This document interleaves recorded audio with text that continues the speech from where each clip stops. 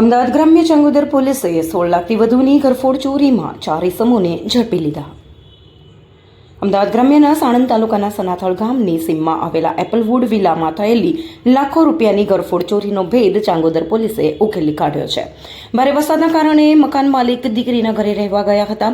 આ દરમિયાન બંધ મકાનને તસ્કરોએ નિશાન બનાવી રોકડ રકમ તેમજ સોના ચાંદીના દાગીના સહિત અંદાજે રૂપિયા 16.80 લાખની મત્તાની ચોરી કરી હતી. મકાન માલિક પરિવાર સાથે પરત ફર્યા ત્યારે ઘરના દરવાજા ખુલ્લા જોવા મળ્યા હતા.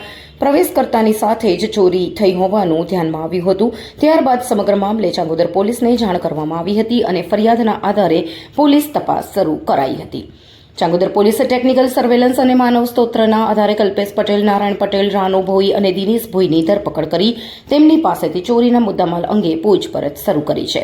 બીજી તરફ ચોરીના ગુનામાં સંડોવાયેલો હરીશ દલપતભાઈ કટારા હાલ પોલીસને પકડથી દૂર છે અને તેને વોન્ટેડ જાહેર કરવામાં આવ્યો છે. પોલીસે આરોપીઓ પાસેથી સોનાના દાગીના, સોનાની લગડી, ચાંદીના દાગીના, કાંડા ઘડિયાળ, રોકડ રકમ, બાઇક અને 4 મોબાઈલ ફોન સહિત કુલ રૂપિયા 23,70,600નો મુદ્દામાલ કબજે કર્યો હોવાનું સામે આવ્યું છે. પોલીસ દ્વારા કબજે કરાયેલા મુદ્દામાલની તપાસ કરવામાં આવી રહી છે અને તે જ આ ચોરી સાથે સંબંધિત છે કે અન્ય ગુનાઓ સાથે પણ જોડાયેલા છે તે અંગે વધુ તપાસ હાથ ધરાઈ છે. 24 જુલાઈ જ્યારે બહુ વરસાદ થતી હતી તે વખતે એપલવુડમાં એક પર્ટિક્યુલર વિલામાં એક ઘરફોડ થઈ હતી. આ ઘરફોડમાં ટોટલ મુદ્દામાલ જે છે 8 લાખ કેશ અને 8.5 લાખની આસપાસ એમનો જ્વેલરીનો મુદ્દામાલ ફરિયાદ મુજબ જેમાં ચોરી થયો હતો.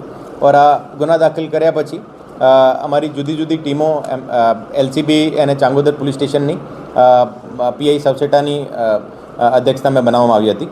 ઓર આ બનાવ બન્યા પછી અમે અમદાવાદ સિટી અને અમદાવાદ ગ્રામ્યના તમામ જે આ પ્રકારની એમઓવાળા લોકોની એક લિસ્ટ બનાવી હતી ઓર એમાંથી એક શકમંદ નક્કી કર્યા હતા. ઓર પછી ટેકનિકલ એનાલિસિસ આધારે ખબર પડ્યો કે આ ગુનામાં કલ્પેશ પટેલ, નારાયણ પટેલ અને હરીશ કટારા એ 3 લોકો સામેલ છે. ઓર ફર્ધર ટેકનિકલ એનાલિસિસ મારફતે એ લોકોને ટ્રેસ કરવામાં આવ્યા હતા ઓર એ લોકો અમારી ટીમ દ્વારા પકડવામાં આવ્યા હતા. અત્યાર સુધી ટોટલ 4 આરોપીઓને પકડ્યા છે. એ 4 આરોપીઓમાં કલ્પેશ પટેલ, નારાયણ પટેલ અને સાથે સાથે રાનુ ભોઈ અને દિનેશ રત્નાભાઈ ભોઈ.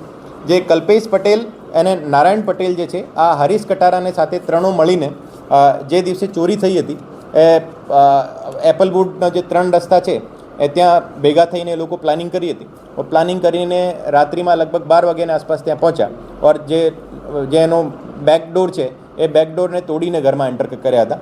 એ લોકો પછી ત્યાંથી ચોરી કરીને મુદ્દામાલની વેચણી કરી ઓર મુદ્દામાલ વેચણી થયા પછી હરેશ કટારા રાજસ્થાન વહી ગયો હતો. અને જે બાકી 2 આરોપી જે છે કલ્પેશ પટેલ અને નારાયણ પટેલ એ લોકો આ સિટીમાં રોકાઈ ગયા હતા. એને પાસે જે કેશ અને જે ગોલ્ડ અને જે સિલ્વર જ્વેલરી હતી એ તમામને લઈને અહીંયા વેચવાની પ્રયાસ કર્યો હતો, પણ અહીંયા એને કોઈ ખરીદનાર મળ્યો નથી. તો એ લોકો તમામ મુદ્દામાલ લઈને રાજસ્થાનમાં ડુંગરપુર પહોંચ્યા ઓર ડુંગરપુર પહોંચીને ત્યાં રાનુ ભોઈને કોન્ટેક્ટ કર્યો હતો. રાનુ ભોઈ એ લોકોને દિનેશ ભોઈથી કોન્ટેક્ટ કરાયો. દિનેશ ભોઈ તમામ એમનો જે મુદ્દામાલ હતો આ મુદ્દામાલ ખરીદ કરી હતી ઓર મુદ્દામાલની ખરીદી કર્યા પછી ટોટલ 8.5 લાખ રૂપિયામાં એનો વેચાણ કર્યો હતો. ઓર એમાંથી 2.5 લાખ રૂપિયા જે છે એ રાનુ ભોઈ પોતાના કમિશન રૂપે રાખ્યા હતા અને બાકી જે 6 લાખ રૂપિયા હતા બંને એકબીજાને સાથે વેચણી કરી હતી. આ તમામ અત્યાર સુધી ચાંગોદર પોલીસ દ્વારા ટોટલ 22 તોલા સોના, 1.5 કિલો ચાંદી અને 80,000 રૂપિયા કેશ અત્યાર સુધી રિકવર કરવામાં આવ્યો છે. ટોટલ મુદ્દામાલ અત્યાર સુધી જે રિકવર થયેલો છે 23 લાખ અને 17,000નો ટોટલ મુદ્દામાલ રિકવર થયો છે. એના જે ફરિયાદીના વિશેષ નિવેદનમાં આ ખબર પડી કે જો એને જે મુદ્દામાલ ચોરી થયો હતો એને પણ એક્ઝેક્ટ ખબર ના હતી કે એક્ઝેક્ટ મુદ્દામાલ એને એક્ઝેક્ટ કેટલો એનો ઘરેણો ત્યાં ઘરમાં હતો. એને સાથે સાથે જે બાકી જે મુદ્દામાલ જે છે એ હરેશ કટારાને પાસે એની અત્યારે શોધખોળ ચાલુ છે. એને જે ટીપ આપવાળો હતો એની પણ અત્યારે શોધખોળ ચાલુ છે.